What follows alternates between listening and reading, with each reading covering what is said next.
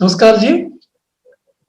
This is the presentation on the formation and essential unity of Bharatiya Bhasha.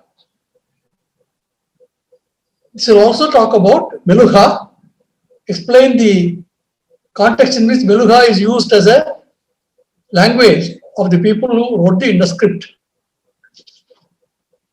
I will submit that this Meluha constitutes the lingua franca of Saraswati Sindhu civilization. My name is Kalyan Raman. My email address is kalyan97@gmail.com. I will be very happy to send the PPT for anybody interested. Namaskar. The lingua franca is the spoken form of the language, which differs from the written forms. We have got two major ancient sources. One is the Rig Veda, which is the spoken form in Chandas, and second we have got the Indus script, which is the written form of the Meluha language. To support both these documents or ancient texts of the Rig Veda, which is the oral heritage, and the lingua franca recorded in the Indus script inscriptions, which have now reached about a size of 8,000 inscriptions, which can be added to the Epigraphia Indica. We can call them Epigraphia Indus script. So with this resource, we will be able to reconstruct the spoken tongue or Meluha of our ancient ancestors. To support the talk of the Meluha, we have created a multilingual dictionary of more than 25 ancient languages by presenting about 8,000 clusters organized in a semantic cluster sequence, not alphabetical sequence, semantic clusters, so that we will be able to reconstruct the Bharatiya Sprach Bund. Sprach Bund means Sprach, speech. Bund means union, speech union, Sprach Bund. Now, most of the linguists have now agreed that it will be incorrect to look at the language structure of ancient India in terms of the received wisdom of the Indo-Aryan, Dravidian, Mundarika, Tibetan languages and so on, but in terms of the Bharatiya Sprach Bund or the speech union, which we can reconstruct using the multilingual dictionary resource of the Indian lexicon. The link is given there. Click on that. It will take you to the 8,000 semantic clusters with more than about 50,000 words from various Bharatiya Bhasha. Okay, the received wisdom talks about the Dravidian shown in the red zone of the map, then an oval circle showing some concepts of Mundarika, and then the Indo-Aryan. And also there is a superimposed on it the idea of the Vedic and the Mlecha or the Meluha. This is a map that has been taken from southward. I have adapted it to show both Vedic and Mlecha superimposed on both the Dravidian, Indo-Aryan and the Tibetan Himalayan languages. Okay. Now, the Saraswati Sindhu civilization evolved over time. The settlements moved virtually along the river Saraswati and extended into the Ganga Yamuna Doab. So these 6 maps show this time sequencing, chronological sequencing of the Saraswati Sindhu civilization people who moved along the river Saraswati into the Ganga Yamuna basin. This gives a framework for the movement of the people. Now, I will give one example of how the language spread took place. As the people of the Saraswati Sindhu civilization moved into the Ganga Yamuna Doab and the Brahmaputra basin, the languages of the Mundarika and the so-called Austro-Asiatic, Asur, Santal Pargana, Santali, these people moved eastwards into the ancient Far East. So here there are 2 maps. One map shows the language map of the Austro-Asiatic in red and the Mon-Khmer languages in green on the Far East. The second map virtually overlaps this, correlates with the language map showing the Bronze Age sites where metal workers, tin bronze workers were organized. So these black spots that are shown in the second map indicate the bronze working sites. So we have the bronze working sites matching with the Mon-Khmer languages, tallying with the Santal Parganas, Santali language. Okay. So we now have a means to establish that the Mon-Khmer languages were created from the Meluha speakers or the Austroasiatic Santali speakers of West Bengal, Chhattisgarh, Orissa, who moved into the ancient Far East, taking with them the iron ore and tin ore products. They were getting tin from the ancient Far East, from the river valleys of the Mekong, Irrawaddy, Salween in Burma, and they're moving it along the Indian Ocean rim and also along these rivers, along the Bay of Bengal into Kolkata, reaching up to Karatoya River or Sadanira on the Brahmaputra, then crossing into Ganga, Yamuna, Doab. So there was a link between the ancient Far East in terms of the tin ore resources and the ancient Indian Ocean, which became a maritime route, together with the riverine maritime route, riverine routes of Brahmaputra, Irrawaddy, Salween, Brahmaputra, Ganga, Yamuna. So Mekong River, Ma Ganga, which flows through Laos down to Cambodia and Thailand, are also navigable rivers. So these navigable rivers, together with the ancient Indian Ocean, constituted the transport highways. So we have seen the structure of these people, and we have seen how the movement of tin could have taken place to create the tin-bronze revolution. This is the map again between the Austroasiatic languages and the tin-bronze sites of the same overlapping region. Now, we have a surprising evidence from Mehergarh, dated to 7th millennium BC, of two Sirapurdue spoked wheel artifacts. Sirapurdue is last wax casting. This is the earliest evidence of last wax casting in the world. Why were they making these two wheels and using this beautiful technique of the tin-bronze revolution? They were using brass, which is an alloy of copper and tin. This brass is indicated. Ara is brass. Ara means spokes. Then the circle is a wheel. Sarka in Pushto language. Sark means a wheeled carriage, a wheel. Arka is the similar sounding word. Arkasal is a goldsmith workshop. Arka is also sun's rays. Arka also means gold and copper. So the two artifacts that were made in Sirapurdue last wax casting technique in Mehergarh signified Arka, Ara. Ara, Arka. And also Erka, a cognate word. Erka means metal infusion. They are working with metal infusion to create these last wax casting artifacts. The way they do it today by the Vishwakarmas or the Dokara Kamar of Chhattisgarh or Swami Malai in Tamil Nadu.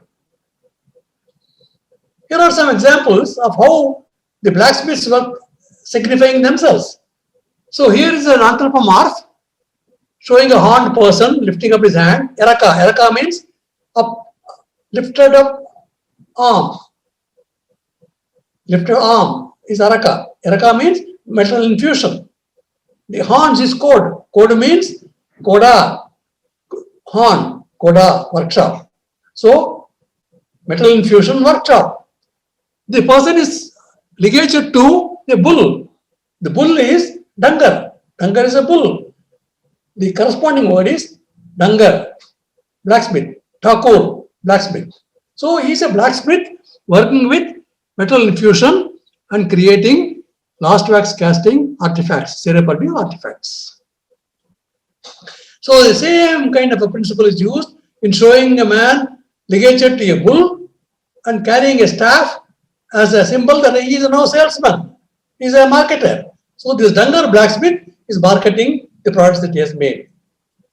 And the same principle continues in the Indus script, where they are making tablets showing processions of people. which can be compared with the Utsava Bera. Bera means to transact, trade by exchange, by barter transaction. So they are exhibiting their wares. So one man is, there are about 4 interscript symbols are carried.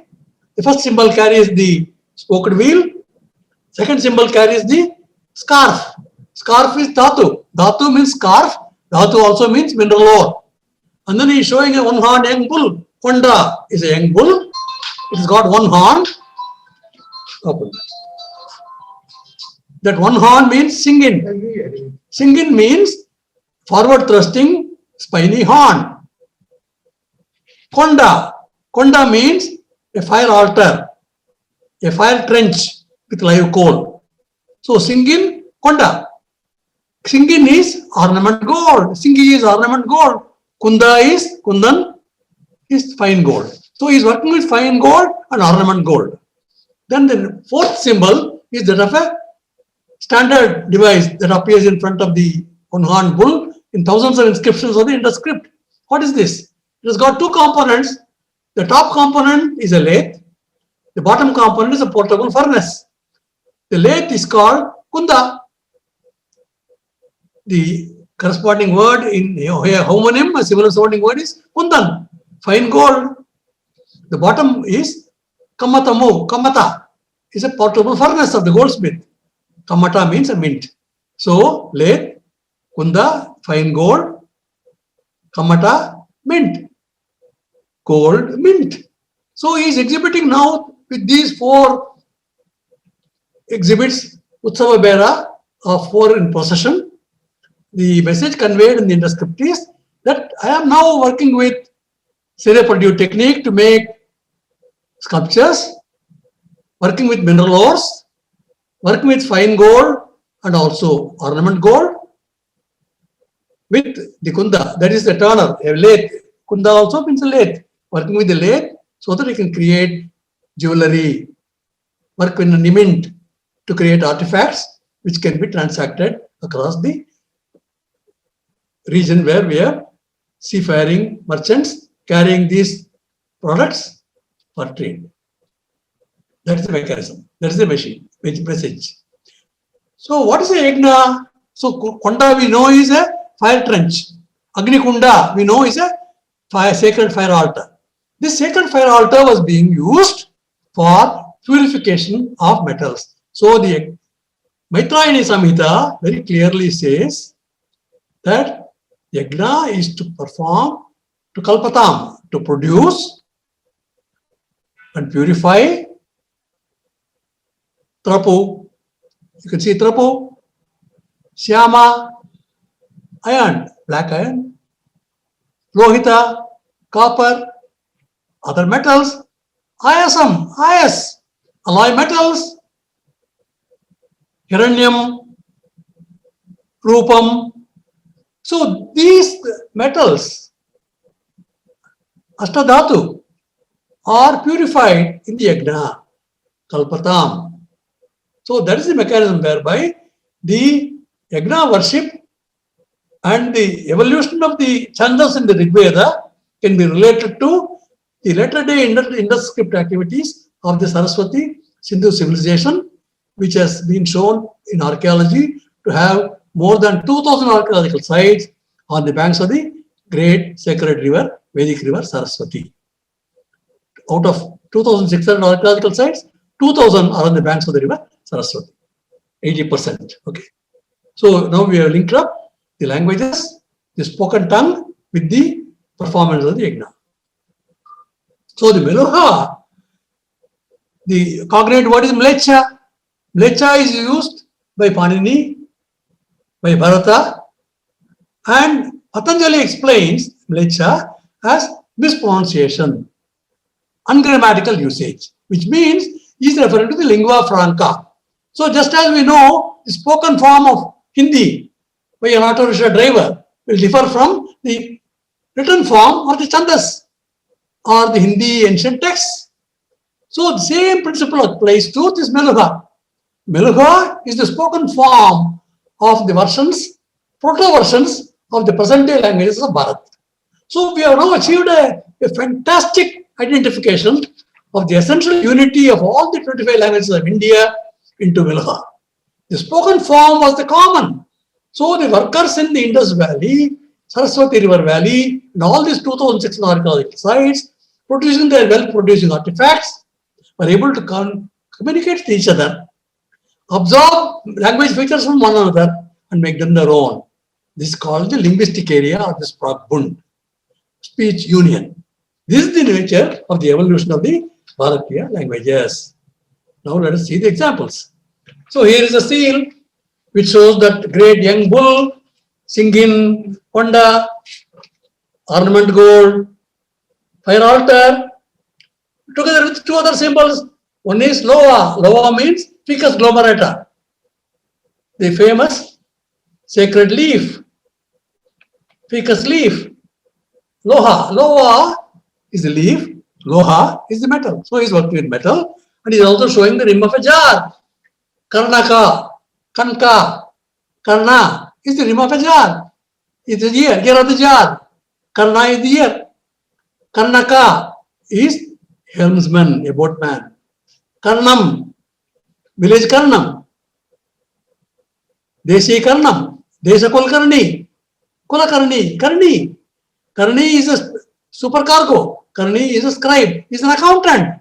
So he is saying, I am a goldsmith working with ornament gold, working with alloy metal, and I am now documenting it. So this documentation symbol is so important. This is called sign 342, the rim of the jar. Karnaka, rim of the jar. Karnaka, scribe. Karnaka, helmsman. Karnika, Karni, a supercargo, man responsible for managing the cargo. So here is the artisan who takes on to becoming a seafaring merchant, handling these products, documenting them. So we have a Daimabad seal which shows the rim of the jar. This is the jar, this is the seal of the Karani or Karanika, okay, who conducts supercargo of a ship. We got another seal. This is from Kalibang, Banavali, where this one-horned young bull is showing. And to that, the same man that we saw as a dangar, lifting up his arm, Eraka. Eraka means metal infusion. Now, he is connected with this goldsmith, ornament goldsmith, working with fire altar. And also one another animal comes up, Meda, Medda, Menda, Beda, Ram. Meadow means a merchant. So a goldsmith and a merchant working with metal infusion products, Eraka. Now the three symbols are shown together with this pictorial field symbol. The two strokes are Sal, splitter. Sal means a workshop. The sign for fish is Aya. Aya is fish. Aya also means iron. Ayas means alloy metal. And then the rim of the jar, Karnaka.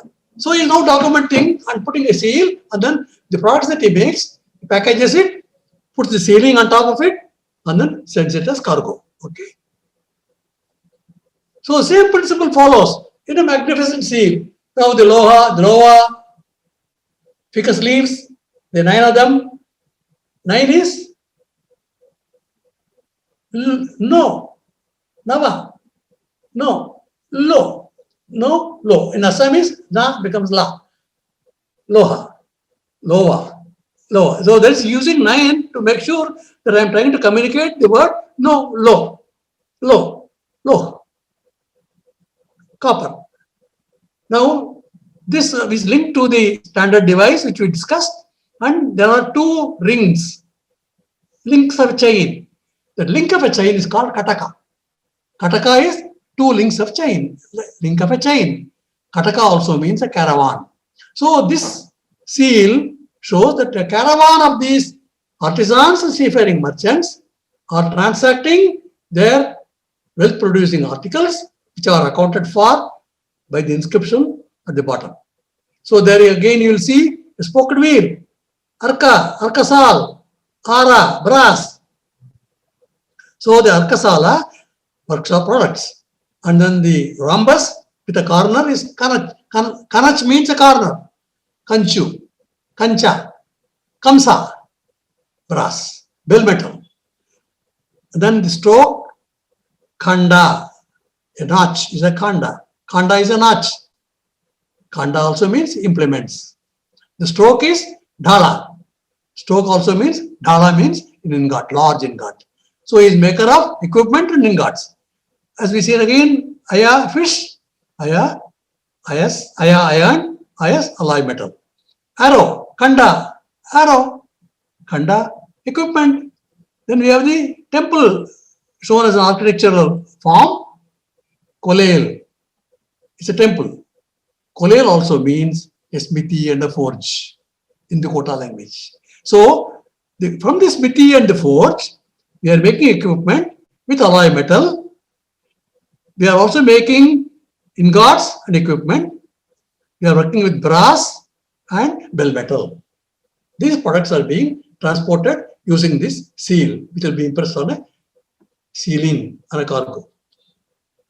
So the standard device is combined very often with this symbol. Sangada means joining of parts or joining of animals. That's why we see a number of animals joined together in the Indus script. Sangada. Sangada means combining two parts. It also corresponds to a similar sounding word, Sanghata. Sanghata means a caravan consignment. Sanghatas, a collection of implements. Then we have seen the bottom portion, Skamatamu, a portable furnace. Kamatedu is a goldsmith. Kambattam is a coinage, coin mint. So is a mint worker transporting across this cargo. Now we have got another seal, another 3 set of seals. These are tin ingots of 25 kilograms each. They surprisingly contain Indus script inscriptions. I have shown in my journal article in the Journal of Indo-Judaic Studies, volume 1, number 11, that these are Indus script representations of Ranku, liquid measure, Dhatu, Dhatu, X, cross, Dhatu, mineral, Mukha, face of a woman, Mukh, ingot. Ranku, Dhatu, Muha. Ranku, Dhatu, Muha. Same is shown on the other two symbols, other two ingots. Ranku, antelope, Dhatu, Ranku, Dhatu. So we have the reading of Ranku, Dhatu, Mukha. In Hindi we call it Dhatna, to send out the pour out, to cast metal. So Dhatu, Dhatna. So I have now cast these metals using these 99% purity of tin. Now this is the symbol of the tin bronze revolution.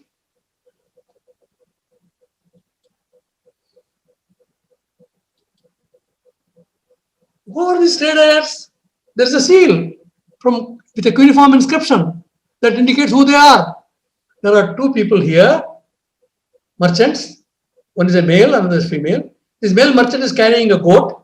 Blake is a goat. Melaku means copper. He's a copper merchant.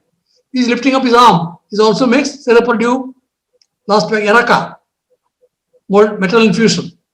This lady is carrying a Kamandalu, a liquid measure, Ranku, liquid measure, Ranku tin. She's a tin ore. She's a tin merchant, copper merchant. Copper and tin merchants are dealing with a Akkadian armorer, and on his lap is sitting this man called Shu Ilishu, whose seal it is. That's what the uniform inscription says. Shu Ilishu, translator of Meluha. So these two Meluha speakers are being translated by this young man, that little boy sitting on top of the lap of the armorer of Arcadia, explaining that they are trading in copper and tin, which are very essential for making weapons. Tin has to be added to copper to make it harder so that they can create weapons. Swords, knives. When we have got elaboration of the Indus script by adding some features to the fish sign, fish is aya. Then you add a diacritical mark on top, like the lid of a pot. Dhakka is the lift of a pot. Dhakka means bright blazing metal. So I am now making bright blazing metal out of this alloy metal. Another sign says fish with a slash. That slash is dhala. Dhala is a slash. Dhala is ingot. So highest metal ingot. Then one fish is shown with fins. Fin is kamata. Corresponding word, similar sounding, kamata, mint. So alloy metal mint. So this is how the modifications take place in the basic sign to arrive at a very precise message being communicated to indicate metallurgical advancement that has taken place in making these articles. So to summarize, there is an ancient maritime tin route which carried this tin from the Mekong, Irrawaddy, Salween river basins, Himalayan rivers which flowed through granite rocks and created these cassiterite tin deposits, which makes it the largest tin belt of the globe. They were transacting with the tin, going across the Indian Ocean, cutting into the Bay of Bengal, and then traveling also through the Brahmaputra, Ganga, Yamuna, Saraswati waterways.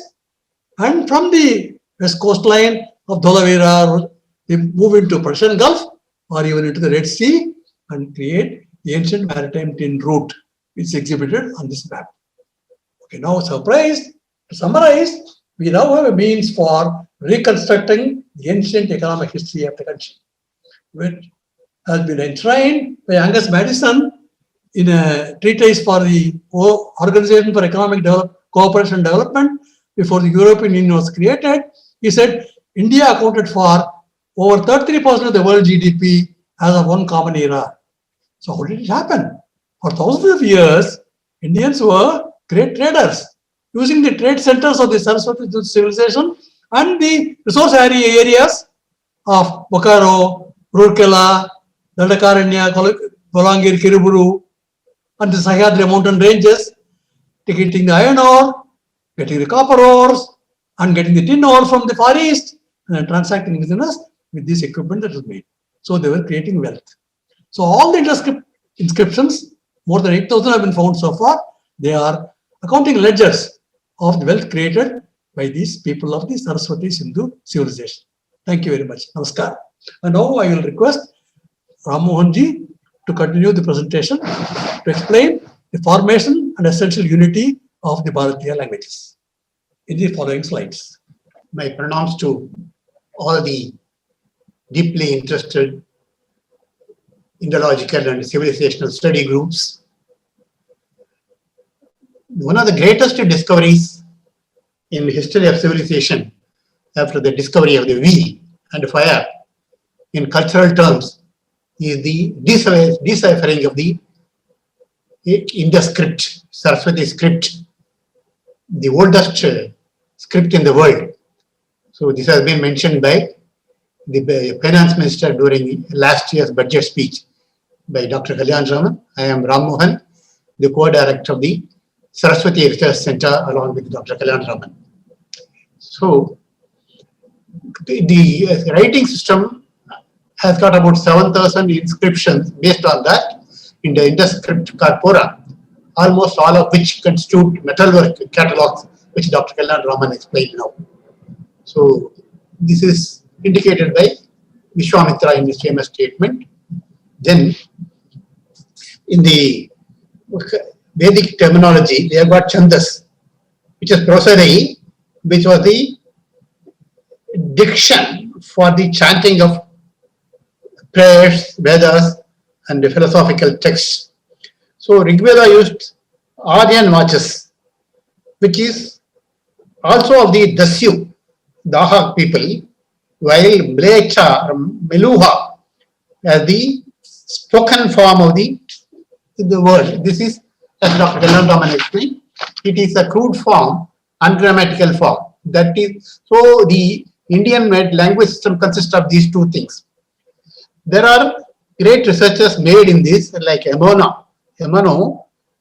He talks about, he and his associates have shown that the language and culture had fused for centuries on the Indian soil, resulting in structured convergence of the four language families: Indo-Aryan, Dravidian, Munda, and Tibetan-Burmese. This is the basic things. Then Dr. Kalyan Ram spoke about the Bharatiya Spragbund. Spragbund or linguistic area is an area which includes languages belonging to more than one family. They are something like a conglomerate, an agglomerate, a skanda of the families from which due to cultural development, like different languages have evolved. Then what is the evidence for the Mlecha or Meluha as a language?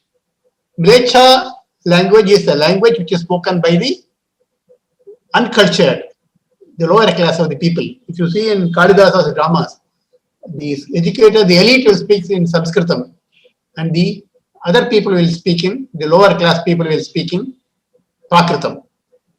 Earlier to this, about 2,000, 3,000 years ago, to Kalidasa's era, the prominent languages were Sanskrit. Then it developed into Vedic Sanskrit. From Vedic Sanskrit, other Sanskrit developed. Then the common people spoke the Meluha, or the Mlecha language, which was a language of communication for their entire transaction, commercial transaction. There is a inscription by Sargon, the king of the Akkadians in the second millennium BC, where the inscription says how the Meluhas have come and sold their artifacts, the products, the commercial outputs to the Akkadian Empire, and he pays a tribute to their transactional abilities. Then, how the Spragbund, what is the evolution of the thing? We have seen the evolution, which is language for union of the Vedic times. Then, what is the? There are area differences in this speech. In ancient India, Dravidian and Indo-Aryan languages had a number of features that were not inherited from a common source, but were areas, features specific for a result of diffusion during the substantiated, sustained contact. This is what Emonos is. Then phonetic and morphic evolution. Phonetic is the morphology of a language. The morpheme are the fundamental units of a language, like you call the spota in the Vedic times. The spota is the fundamental unit. The morphemes are the English expression of the four spota. Morpheme and morphemic evolution and the phonetic evolution followed this. But through lack of time, I am progressing faster in the presentation. Then,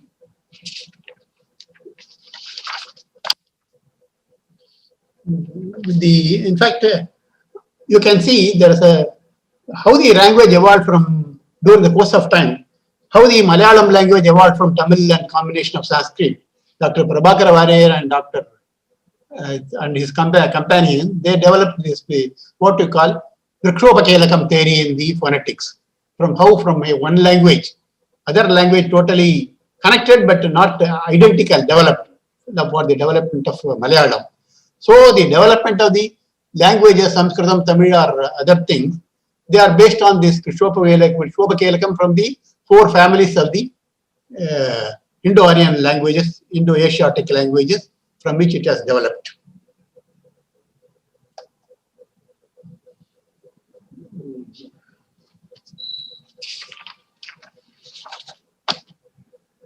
In fact, syntax can only be inferred based on the evidence provided in the early Sanskrit Prakrit dramas. The syntax is given there.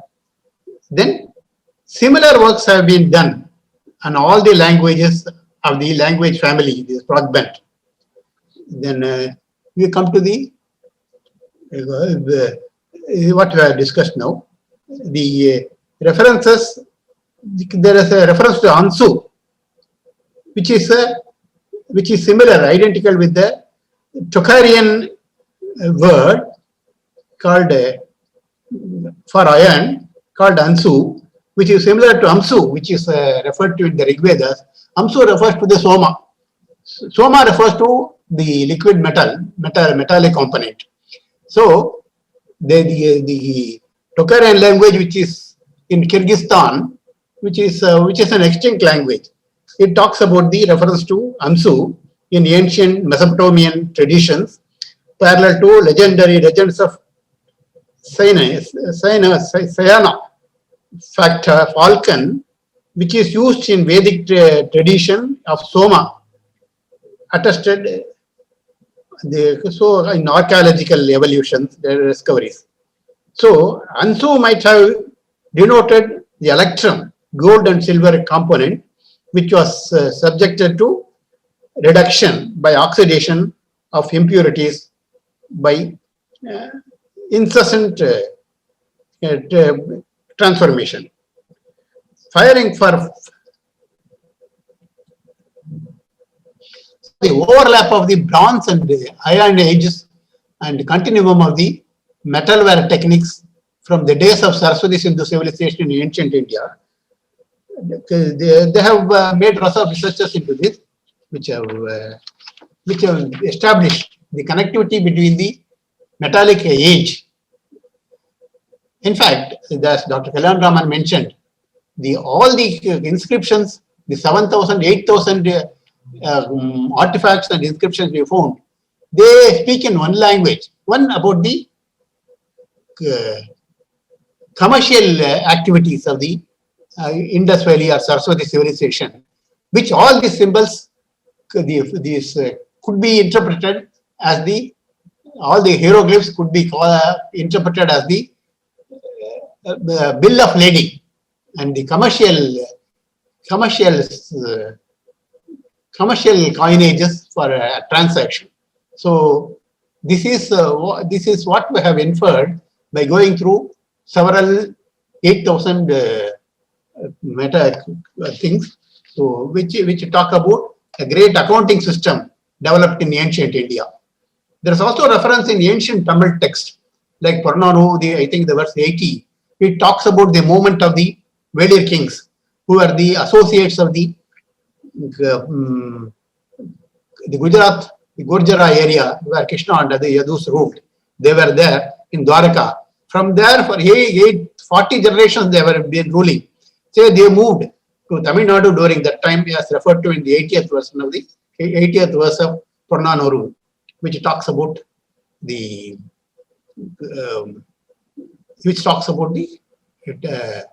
movement. So the commercial movement, that when a commercial movement occurs, when the movements for trade and activity occurs, it's also associated with the transaction in different languages.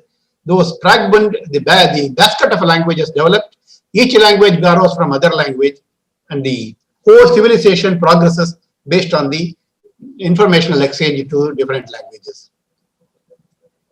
Then the Bodhayana Srauta Sutra provides indication of the movement of Bharatam Janam out of Saraswati River Valley eastward towards the Kashi and westwards towards Sumer and Mesopotamia. As we had seen now, the movement along the Konkan coast up to Tamil Nadu from Dwaraka has been indicated. Similarly, the Bodhayana Sutra talks about the movement of the population which have been practicing and cultivating, doing a metallurgical activity in the banks of the Ganges to eastward, led by Gautama Rahugana to the banks of Salveen and other rivers, and westward, which is attested by the the War of the 10 Kings, led by the two kings of Sudasa and what's his name? Sudasa and the other king. They were moving towards. Then the Ikshwaku tribe won against the Panchala tribe. So the Panchala king moved towards west and settled probably in the present Iraq, Mesopotamian area. So the Dr. Hussain Tamani of the historian from Cambridge, he says the present generation of the Italian,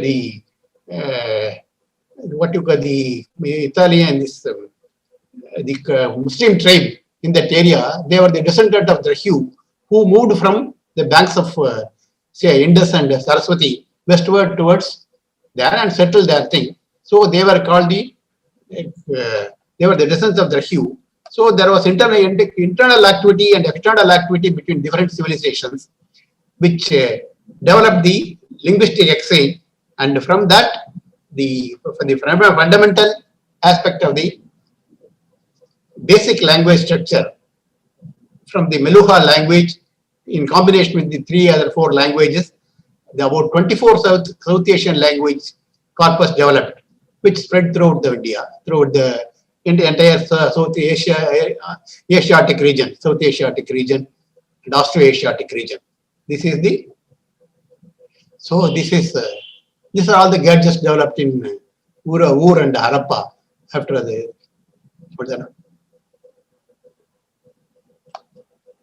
so these are the terracotta toys showing yogic asanas from Harappa.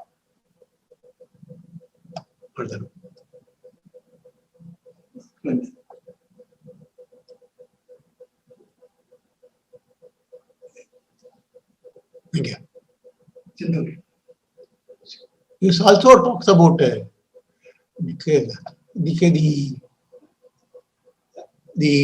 very important thing here, the continuity of the civilization. What is the continuity of his thinking in Hindu civilization from ancient times, from the 7th millennium onward, is indicated by the concept of the lady wearing sindoor on the forehead. If somebody like Valmiki or Kamban or the Kalidasa walks the earliest times into Indus Valley region, he will find the same civilization, same culture existing. Ladies wearing sindoor and bangles, sindoor on the forehead and bangles on the forehead and the hands. And if he comes to present day India, still he finds the same continuity. Sindoor on the forehead and bangles on the hand. It's symbol of Mangalyam. This indicates the continuity of the Saraswati civilization from ancient times to present day of our 9 millennium, which cannot be found in any corner of the world. This is the contribution. As Kalidasa says, Ullabe Nasti Sagaram, it is not possible to traverse an ocean with the aid of a catamaran. So this is the great corpus of Indus Valley, Saraswati Valley, running to 8,000 artifacts and thousands of inscriptions. We cannot epitomize in about 20-25 minutes time. Anyway, we have given some indication to show the continuity of Bharatiya civilization, as Vishwamitra says, Bharatam Janam, and its linguistic corpus. Thank you.